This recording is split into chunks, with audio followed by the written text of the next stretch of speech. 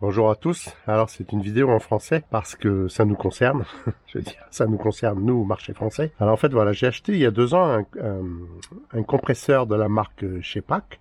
Voilà, c'était un 50 litres 3 chevaux, je crois, de bicylindre. Et il fonctionnait très bien, hein. Je l'ai gardé 2 ans. Pendant ces 2 ans, j'ai fait ce que j'avais à faire, quoi, tranquille. Et il y a eu un problème mécanique. Et donc j'ai fait appel au SAV de Shepak. Et c'est pour ça que c'est un peu l'objet de cette vidéo, c'est qu'en fait, je suis extrêmement surpris, mais dans le bon sens du terme, par leur réactivité et par leur SAV. Donc c'était ça que je voulais partager avec vous, quoi. Parce que ça mérite d'être souligné. Quand ça va pas, on le dit, mais quand ça va, il faut le dire aussi.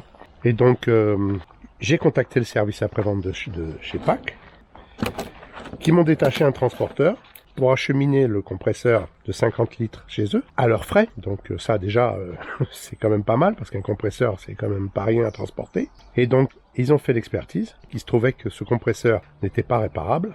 Et donc, ils m'ont renvoyé vers le fournisseur. En fait, il se trouve que c'est Race Tool. J'ai aucun intérêt avec les deux. Je touche aucune commission ou quoi aux caisses. Juste un retour d'expérience que je voulais vous partager. Et quand j'ai contacté la secrétaire Race Tool, en donnant les références de la prise en charge SAV, et il s'avère qu'ils avaient déjà reçu toutes les notifications. Donc, en fait, ça a été d'une efficacité redoutable. Et je n'ai eu qu'à donner mes coordonnées. Et j'ai reçu ce compresseur que vous voyez là, mais qui n'est pas un 50 litres. Parce qu'en fait, l'usage que j'en avais, il était un peu limité, puisque c'était essentiellement pour restaurer la Jaguar que vous voyez là. Et donc, il me fallait un peu plus de capacité. Et donc, j'ai demandé si je pouvais rajouter la différence pour un 100 litres. Ils ont accepté. Je suis sur le cul de l'efficacité de cette boîte, aussi bien chez PAC que Race Tool, quoi. Et donc je voulais leur rendre hommage, si on peut dire, en leur faisant cette petite vidéo, quoi. Donc après, je sais que ça ne plaira pas à certains, mais c'est pas grave. C'est vraiment très confortable, quoi, quand vous tombez en panne de compresseur, surtout d'outillage assez lourd. C'est quand même très appréciable d'être pris en charge de cette manière. On va l'ouvrir et puis on va voir quelle allure ça a.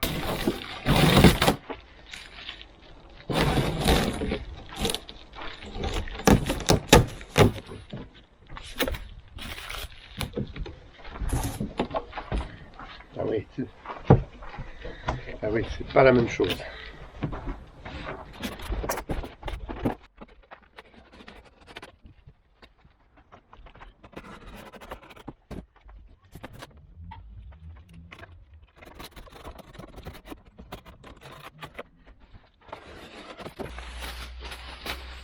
Et voilà. Alors j'ai choisi ce modèle parce qu'il y a déjà d'entrée, il y a 2 sorties pour 2 types d'appareils. Donc vous pouvez régler la pression individuellement. Donc ça c'est top, quoi, parce que ça nous évite à chaque fois de changer tout, de modifier les pressions, etc., etc.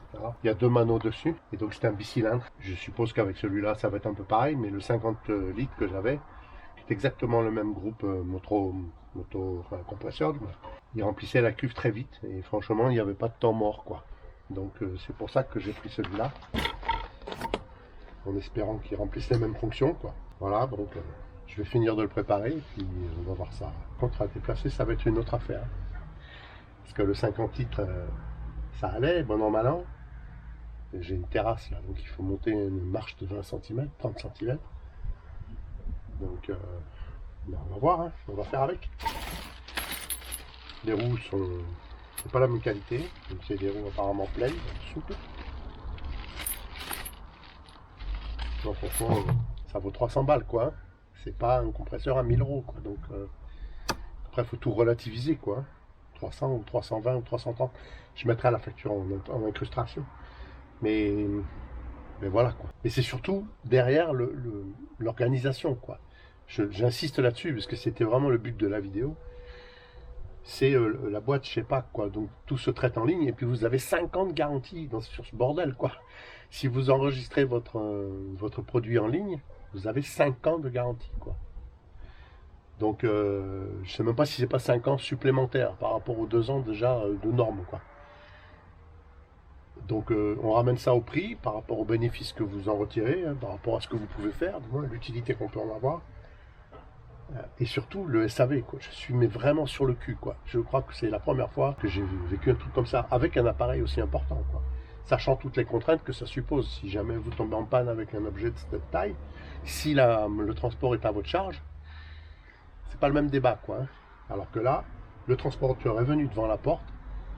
Ils l'ont gardé un bon mois, bon, on est au mois d'août, hein, donc ça peut se comprendre. Ils m'ont envoyé un mail en disant qu'il n'était pas réparable, qu'ils envoyaient des informations à la boutique où je l'avais acheté.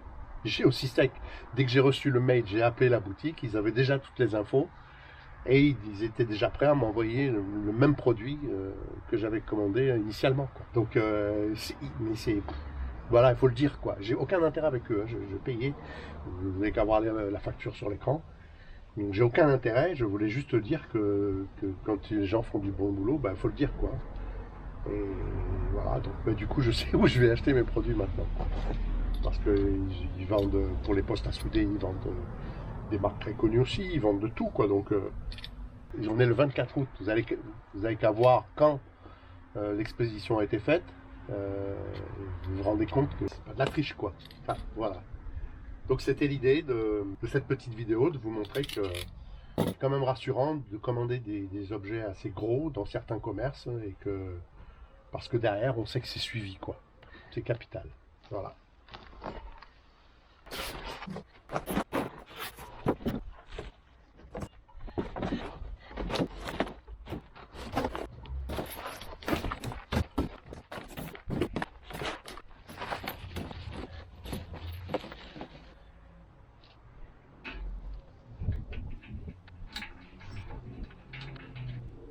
C'est même une roue gonflable quoi. Désolé pour l'angle de vue. Pour la roue, rien de transcendant. Boulon, écrou, une entretoise et quelques rondelles en 17. Et pour le tampon, le support anti-vibratoire, eh bien c'est pareil, boulon, écrou, rondelles, tout ça en 13. Voilà.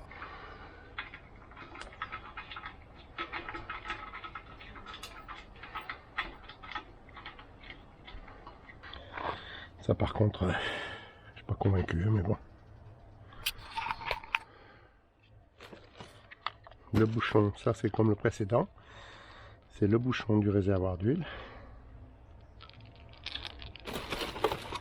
L'huile.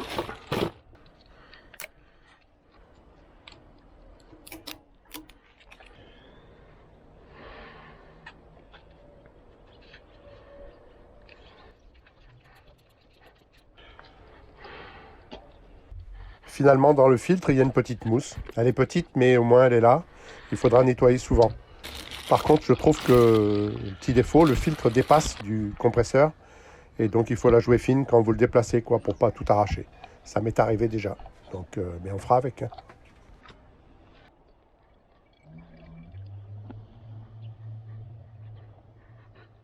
Voilà, 25 centilitres. Ça me semble un peu limite quand même. Hein. Bon, alors pour l'huile, j'ai voulu faire le kéké. Je me suis fié au bouchon en me disant que le minimum et le maximum étaient situés entre les deux, là. Et donc j'ai rempli les 25 centilitres livrés avec. Et avec ces fameux 25 centilitres, je me suis rendu compte que ça touchait même pas le soi-disant minimum. Et ouais. Parce que j'ai pas lu la notice. Et que j'aime pas lire les notices. Voilà. Et donc, en fait, la jauge d'huile, cette espèce de regard là, qui sert en même temps de vidange. Et évidemment, moi j'ai rempli, j'ai racheté de l'huile et j'ai rempli en me disant qu'il fallait que ça arrive ici, au maximum. Eh ben non. Eh ben non. Donc en fait, il faut que je vidange un peu maintenant avant de me mettre en route. C'est du 24. Bon allez, il est temps de mettre en route. On y va.